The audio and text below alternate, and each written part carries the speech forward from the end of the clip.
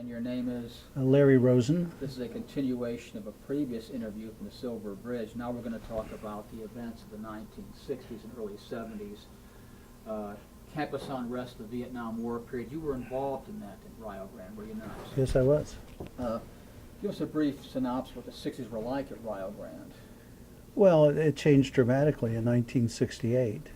I know that those of us who came here weren't political in any sense of the word. I think there were local people. There were people from throughout Ohio. I was from Dayton. And then there was a whole lot of people from New Jersey.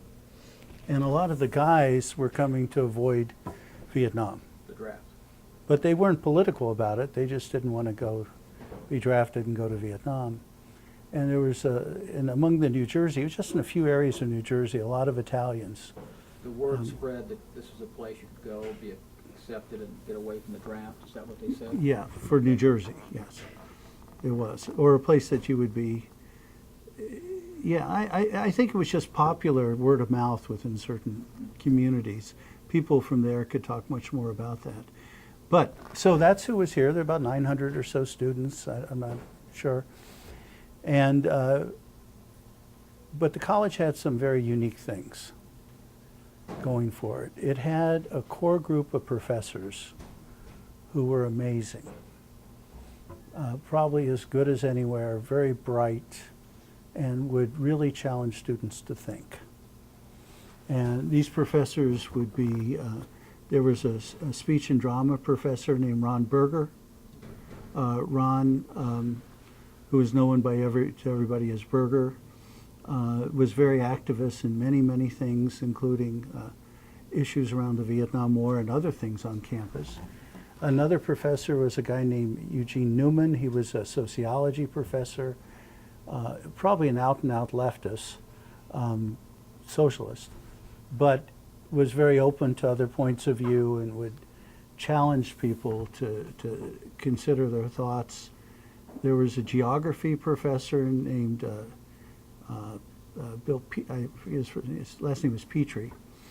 There was an English professor named Bill Christopher. And then one of the students was truly amazing. His name was Mike Graham. His parents were professors here. And he came here, but he was older. I believe he had been in the service. I'm not certain about that, but he had a different level of maturity. And he took on leadership of the student body. Now, in Rio Grande in those days, you had basically two chunks of students. You had the Greeks, who tended to be more conservative in some ways, and then you had everybody else. But he seemed to be able to, and eventually at Rio Grande, students bonded across those barriers pretty well. They became difficult to discern after a while. Now, so there was this core group of professors, and then there was lots of things happening on campus, some of which the administration brought in, some of which were things happening in the area, and some were just unrelated events that really brought together a sense of community that kind of allowed the things that happened at Rio Grande to happen here. One example would be things that people wouldn't think about. The Golden Gloves was here, boxing matches on campus, big part of the culture. There was, oh gosh, there were Vista volunteers working in the communities around here, particularly in a place called Greasy Ridge, Ohio. It was a place that had been strip mined, and usually the houses had a little bit of grass around them and a whole bunch of strip mines. So people would be a lot of older grandparents and younger children, and then nobody in between because they had gone off to other cities to get jobs. So it was a very destitute, impoverished situation. So a lot of the students on campus got involved with these Vista volunteers and started to work with those people and welfare rights organizations and so on. The first thing that came to the campus wasn't so much the Vietnam War stuff, it was civil rights. Dick Gregory was brought by the college, the administration, to campus. They probably thought he was a comedian, he was an activist. really got a lot of people thinking. And since we had very few black students at the campus at that point in time, we tried to build consciousness around those issues. There wasn't a single black professor. There were 7 black students, I think, if I remember the count correctly, and 4 of them were on the basketball team. One of them was one of my roommates. So they put the Jewish guy and the black guy together. That's how people thought in those days. So really, I mean, it was very interesting. So and then the next thing that happened of real consequence was when Martin Luther King died. Many people on the campus, and these professors I was talking about, held a march in Gallipolis in honor of Martin Luther King and in favor of civil rights. How did that go over in the community? Well, that was a great growth experience for all of us because we were spit at, we were cussed at. It was like the Civil War. I mean, it was amazing. We were not appreciated in the community and of Gallipolis. We weren't in anywhere else, but and we remember that. It was an experience that started to make us think. Now, that's basically a prelude.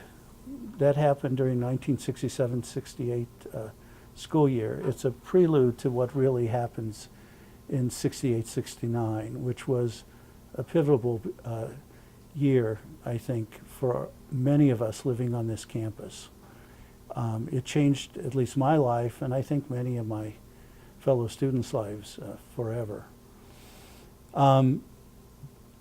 What happened was that this Vista group was very active, and they became an irritant to a local politician who owned strip mines, apparently, and was very active around those communities where the welfare rights protests were taking place.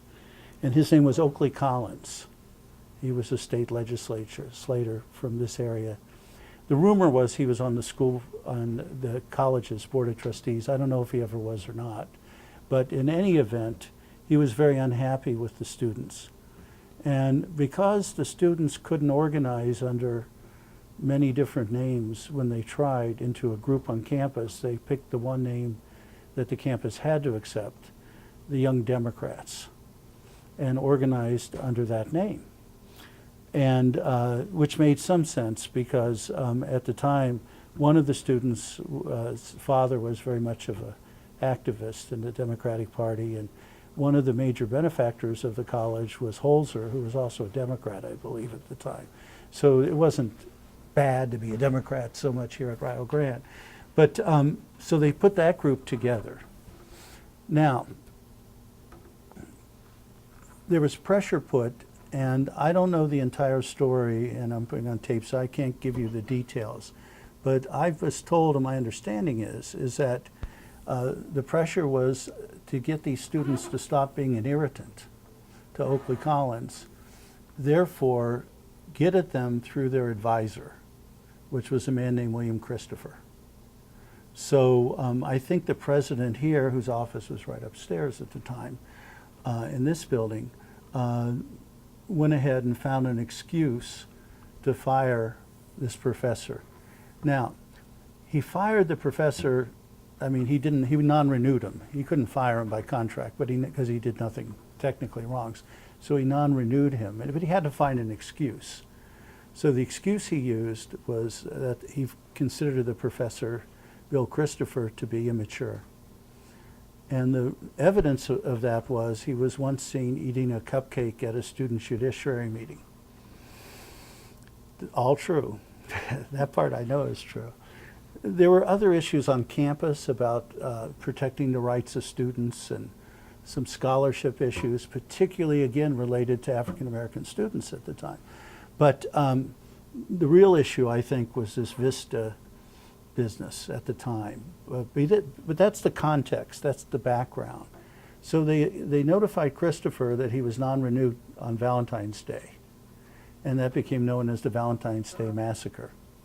But the problem was Christopher was the single most popular professor on the campus.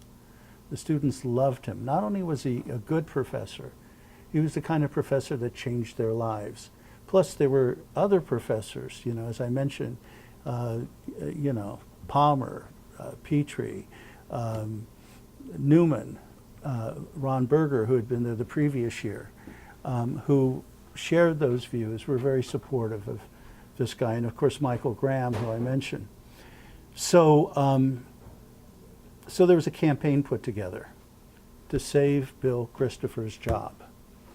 And there was a lot of, we had these blue ditto sheets. There was a lot of blue ditto sheets going out around this campus, a lot of kids being very active. There were hundreds of students who signed petitions here to keep this professor on campus.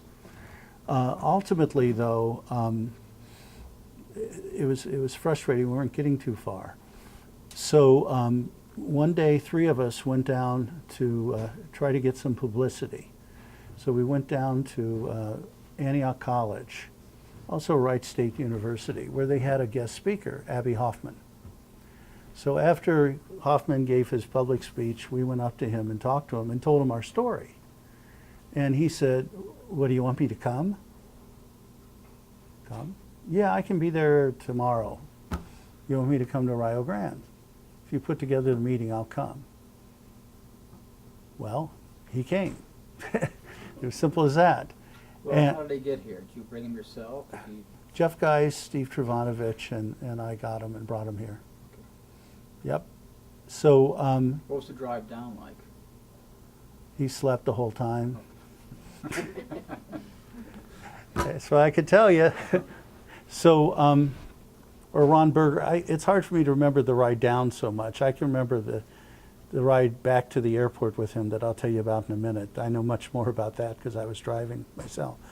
So he came down and he gave this, and they had one day to get the word out. And again, there were about 900 students, but I think there were about 11 or 1,200 people showed up in the old community hall, and including, of course, the FBI. And he gave his little normal speech, the same we had heard before, but then he said some particular things about Rio Grande and about the teacher. And several other people had come up and spoke as well. And then he said something interesting. He said, "Well, students, here's what I want you to do. I want you to go into the library and to each take out a bunch of books. And all nonviolent, but if you empty the library of books, it's going to be hard to operate a school." Well, I think about 300 or 400 students went in the next day. I wasn't here, but went in and took out books. So that was a pretty interesting thing. Somebody in the library remembers that too, actually. So then what happened with Abby Hoffman is he spent the night at one of the professors' houses. Now, there's lots of people who say student house, or it was at a geography professor's house. He spent the night. Now, the thing about Abby Hoffman is he had no money in his pocket. So everybody ordered pizza and he didn't chip in. He says, "I don't have any money." So anyway, he stayed up and we all talked for a long time, and he was offering people drugs, which I never did drugs, so I didn't do drugs then with him either. But everybody else was. You regret the opportunity to do drugs with Abby Hoffman? No, I don't regret that I didn't do it. Believe me. But he was just passing them out. You know. So he really was a druggie. There's no question about that. It was LSD. That's what the drug was. So, and then suddenly, in the middle of everybody talking at this house, he says, "Well, I got to go to sleep now. Good night." And he went to bed. And he says, "Larry, you pick me up in the morning, take me to the airport." So, okay. So he went to sleep. I went to my room. I went to sleep. Everybody else kept partying, I guess. And then I picked him up in the morning and drove him to the Huntington, West Virginia airport. And at this airport, somebody had bought him the ticket. Again, he didn't have any money in his pocket. Somebody had bought him the ticket. But we had a chance to talk all the time to the airport. That's what was really meaningful to me. And he asked me a lot of questions. I told him about the Greasy Ridge thing. I told him about Christopher. And he wrote all about this, although he didn't name me, he named others, in his book, The Woodstock Nation. If you read the chapter in that book, it's all about Rio Grande. And it's all about that conversation we had on the way to the airport. He's a brilliant man. So he left, and then I drive back to campus. When I get back to campus, there's a bunch of kids sitting on the steps in front of this library protesting. And Christopher, there was a hearing taking place about Christopher. His appeal was being heard by the president at that particular moment in time. So Mike Graham, as president of the student body, was in with the president representing the students. So I come back into this, and then people were singing folk songs, and it was quite an event. There were a lot more people there. There were at least 300 or 400 people sitting out there for this particular event. There's pictures of it that you can find in places. So, so I came in and went upstairs to the president's office to find Mike, and then I sat in there with him, and we started trying to negotiate. But at one point, the president, Alphys Christensen, said, told his deans to go down and start collecting ID cards. And the reason he did that, he told us, was because Father Hesburgh, who had been the president of Notre Dame, had done that a few weeks before with protesters at Notre Dame. So he thought that was the thing to do. So he had one of the deans, I think it was a Dean Alberti at the time, walk out and say to everybody, you're having an illegal demonstration. You have 10 minutes to meditate and then leave, or you'll be arrested because you'll be trespassing, which was an interesting concept, because how could students trespass at their own college they're paying tuition for and they live in the dorm? But that's what he said. So the students all volunteered their cards, except for Mike Graham and myself, because we were in the president's office arguing about all this. And some professors were there too. So as a result of that, within the next morning, 41 people were suspended from the school. Now, here's how they did the suspension. They were told they had to leave immediately, and they sent telegrams to everybody's parents. And they suspended me, even though I wasn't sitting out there. I thought that wasn't very nice. So, so anyway, I think I just messed up the mic a little bit. I apologize. So anyway,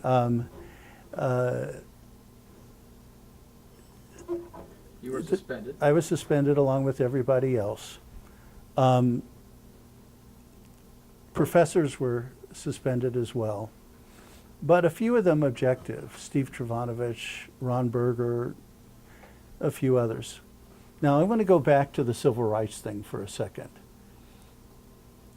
There were maybe there were more, but I remember 7 African American students. I remember 4 of whom were on the basketball team.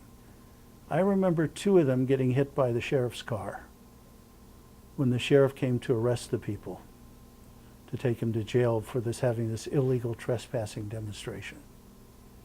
Now, people say, oh, that was an accident. It was no accident. And they picked out who they were going to hit. I mean, that's the way it was in those days here. So, so they went to jail. Doug Ebert, I think his last name was, whose dad was a very powerful, political, very rich person, bailed them out the next day. But they did all spend the night in the Gallia County Jail, singing folk songs, I gather, is what they said. And then, over the next few days, the students were able to get the American Civil Liberties Union to take their case. So the students were going to sue the college for illegally suspending them. And the students quickly were reinstated. But in the case of me, they had a problem because I'm just sitting here, it's giving me energy around it. I was not there. So with me, they made the college issue a public apology for suspending me. Now, what they did with the teachers, though, however, was they still could never rehire Christopher. He was gone. G. Newman either was fired or quit in sympathy. He was gone. Now, a couple of the other professors, Palmer, who was a Quaker, very quiet, wonderful philosophy professor, was under the radar, so he didn't get suspended or fired. But those two were fired after that. And then there were a lot of more protests after that on campus for a variety of things. There was a mock funeral for Bill Christopher. I mean, there were lots of interesting things that happened. But the most interesting thing that happened was when Abbie Hoffman started to write about this whole experience. And it did get a lot of press. I gave Greg a lot of the press from a lot of places related to this event, and including the original material that Abbie Hoffman had written, so you can get your hands on all that stuff. But now, what does all that mean today? I think what the deal is that for the people involved in that, the 41 students, the 300 students who were really involved, the Vista volunteers, the professors, even the people who didn't like what they saw going on, and for all I know, for J. Edgar Hoover, it basically changed our lives. Right here. Our lives were forever changed as much as by the Silver Bridge collapsing. And I think it shaped the lives. I know it did with Mike Graham.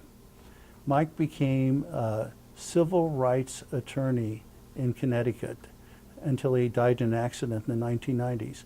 Took a lot of cases pro bono, worked very hard in other states against the death penalty, and was a defender of the African American community and civil rights. That's what he ended up doing with his life. And I think that's a direct result of the experience here.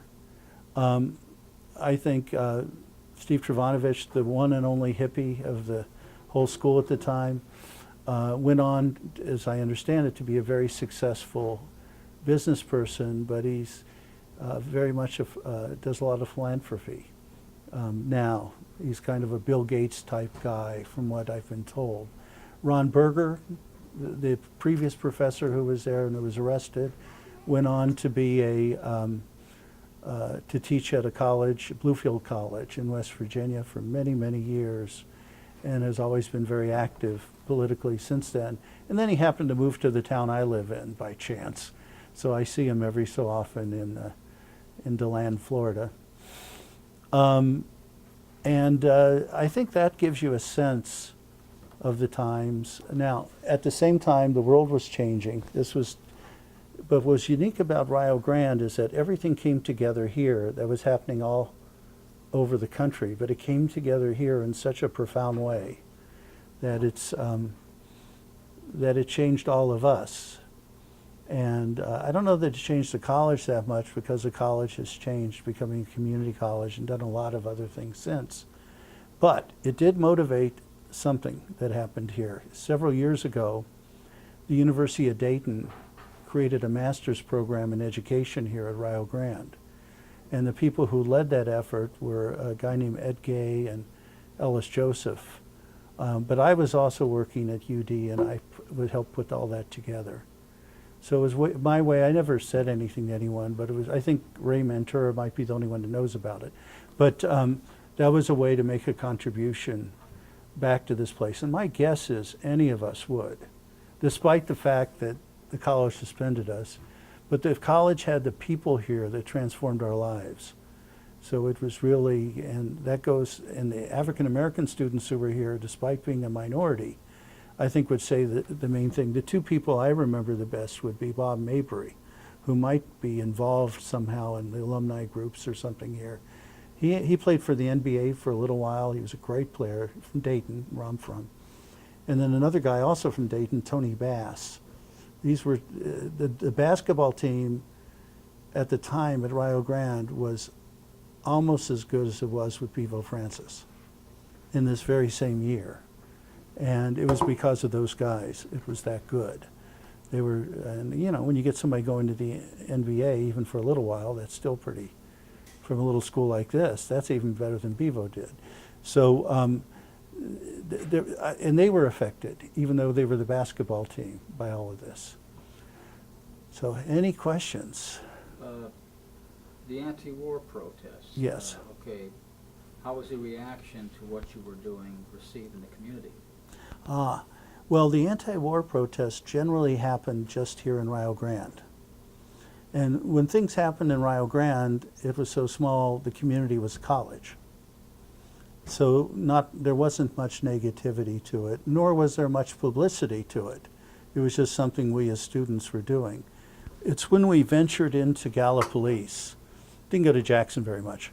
When we went to Gallipolis, that's when we got the attention of the community, so to speak.